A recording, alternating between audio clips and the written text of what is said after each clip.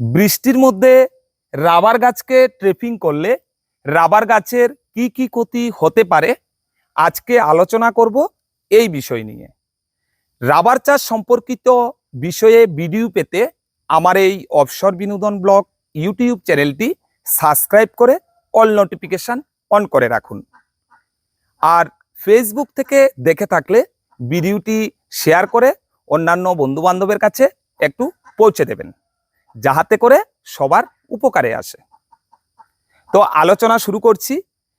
বৃষ্টির মধ্যে রাবার গাছ কাটলে রাবার গাছের কি কি ক্ষতি হতে পারে আজকে এই বিষয় নিয়ে একেবারেই খোলামেলা আলোচনা করব।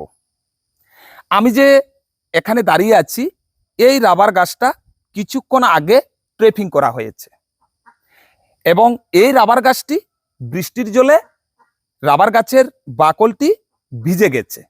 হ্যাঁ, আমি ভালোভাবে দেখাচ্ছি আপনাদেরকে। অর্থাৎ বাকলের অংশটি এখনো ভেজা ভাব রয়ে গেছে।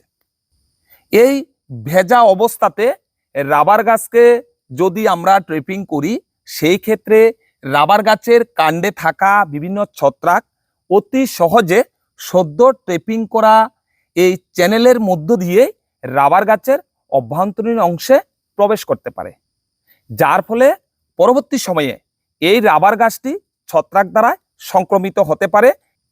এছাড়াও এই ভেজা অবস্থাতে আমরা যদি ট্রেপিং করি, এই চ্যানেলে থাকা তরল রাবারগুলি এই প্যানেলের মধ্যে দিয়ে চুবে এসে মাটিতে পড়ে যেতে পারে, অর্থাৎ আউটলাইন হয়ে যেতে পারে, যার ফলে আমরা কিন্তু সঠিকভাবে ল্যাটেক্স পাবো না। আর বৃষ্টির মধ্যে আপনারা যদি ট্রেপিং করতে চান, অবশ্যই রাবার গাছে রেইনগার্ড ব্যবহার করবেন। তো আশা করে পুরো বিষয়টা বুঝতে পেরেছেন। আজ এ পর্যন্ত।